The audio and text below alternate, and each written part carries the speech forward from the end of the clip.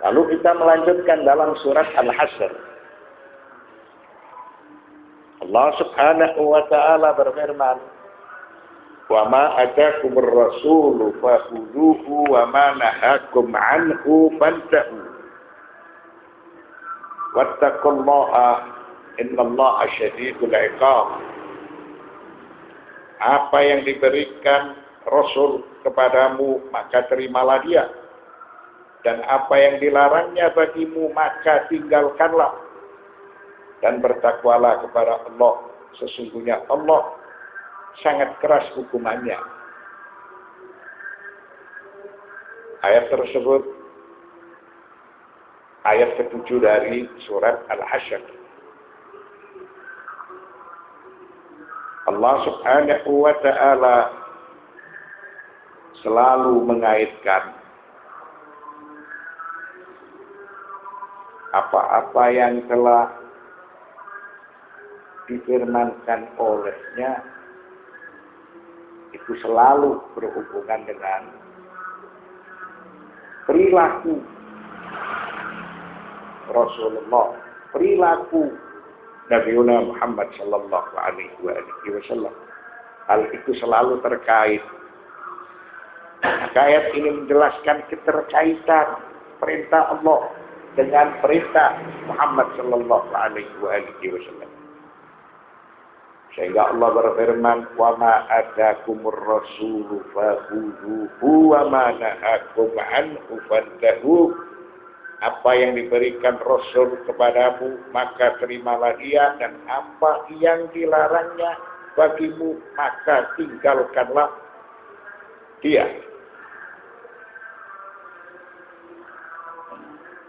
Wa aujabat as-sam'a wa at-ta'ata li kullin minhuma. Ayat ini menjelaskan wajib bagi setiap mukmin mendengar perintah Rasulullah serta mentaati perintah Rasulullah. Semua yang telah diperintahkan itu harus dilakukan, dan semua yang dilarang itu harus ditinggalkan. Walimada? Karena ucapan Rasulullah sallallahu alaihi wasallam, begitu juga perbuatan beliau itu berdasarkan wahyu dari Allah Subhanahu wa ta'ala, wa liqaulihi ta'ala, wa ma yantiqu 'anil hawa in huwa illa wahyun yuha. Dan tiadalah yang diucapkannya itu menurut kemauan hawa nafsunya. Ucapannya itu tiada lain hanyalah wahyu yang diwahyukan kepadanya. Surat An-Najm ayat 4. Ayat tersebut menjelaskan bahwa semua yang telah diucapkan, dilakukan oleh Nabi Muhammad sallallahu alaihi wasallam itu berdasarkan wahyu. Sehingga semua yang telah diperintahkan oleh Allah itu terkait dengan perintah Muhammad sallallahu alaihi wasallam. Dan semua yang dilarang oleh Allah itu juga terkait dengan apa yang telah dilarang oleh Nabi Muhammad sallallahu alaihi wasallam. Sebab perbuatan beliau, tutur ucapan beliau itu semuanya berdasarkan wahyu. Allah berfirman di dalam ayat yang lain, "Ati Allah wa Rasul." Surat Ali Imran ayat 132 menjelaskan, "Wa ati Allah wa Rasul la'allakum turhamun." Dan taatilah Allah dan taatilah Rasul supaya kamu diberi rahmat, supaya kamu senang hidup di dunia dan hidup di akhirat. Maka manusia yang melakukan segala sesuatu sesuai dengan prosedur, sesuai perintah Allah, dan meninggalkan sesuai larangan Allah, maka itu merupakan rahmat dari Allah Subhanahu wa ta'ala. Allah berfirman dalam surat Al-Ahzab ayat 36, "Wa man ya'sillaha wa rasulahu faqad dhalla dhalalan mubina." Dan barang siapa mendurhakai Allah dan Rasulnya, maka sungguhlah dia telah tersesat. Baik. Dan barang siapa mendurhakai Allah dan Rasulnya, maka sungguhlah dia telah sesat yang nyata. Maka jelas sekali bermaksiat kepada Allah Subhanahu wa Ta'ala atau mendurhakai Allah itu apabila terbukti dia melawan perintah Rasulullah Sallallahu Alaihi Wasallam, menentang perintah beliau, maka itu disebut mendurhakai Allah.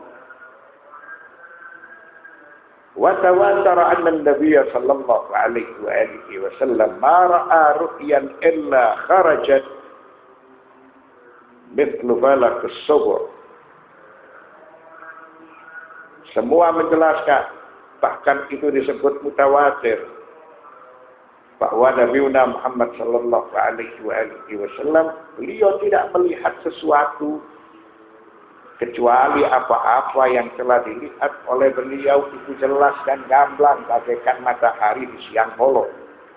Jadi tidak ada sesuatu yang tidak jelas bagi Muhammad sallallahu alaihi wasallam.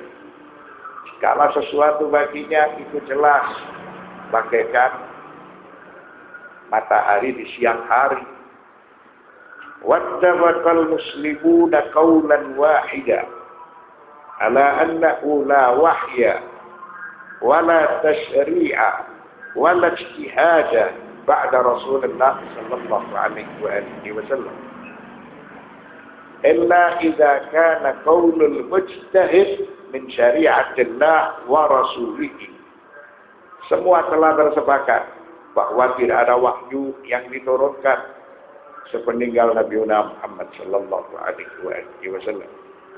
Dan syariat beliau tidak akan digantikan dengan syariat yang lain. Begitu juga tidak dibenarkan melakukan ijtihad bertentangan dengan apa-apa yang telah ditetapkan oleh Rasulullah sallallahu alaihi wasallam. Illa idza kana qaulul mujtahid min syari'atillah wa rasulih, kecuali ijtihad itu berdasarkan syariat Allah. Ijtihad itu berdasarkan sabda-sabda Rasulullah sallallahu alaihi wasallam. Kalau ijtihad menentang ketetapan yang telah ditetapkan oleh Rasulullah, famardud, maka itu tidak diperbolehkan. Seperti ucapan Utsman, li Muhammadin ra'yun wal ya ra'yun akhar. Muhammad memiliki pendapat dan aku memiliki pendapat yang lain. Nah, ini ijtihad fi muqabil an-nass. Ijtihad seperti itu tidak diperbolehkan. Alat tersebut berkaitan dengan sholat qashar ketika seseorang melakukan bepergian. Utsman ketika itu tidak mengqashar sholatnya. Lalu diingatkan oleh sebagian para sahabat supaya Utsman mengqashar sholat sebagaimana yang telah diajarkan oleh Nabi Muhammad sallallahu alaihi wasallam. Akan tetapi jawaban Utsman, li Muhammadin ra'yun wal ya ra'yun akhar. Ini berijtihad untuk menentang nas. Ijtihad seperti itu tidak diperbolehkan. Kalau ijtihad berdasarkan nas, berdasarkan syariat, berdasarkan sabda Nabi Muhammad sallallahu alaihi wasallam, jelasnya itu dibenarkan.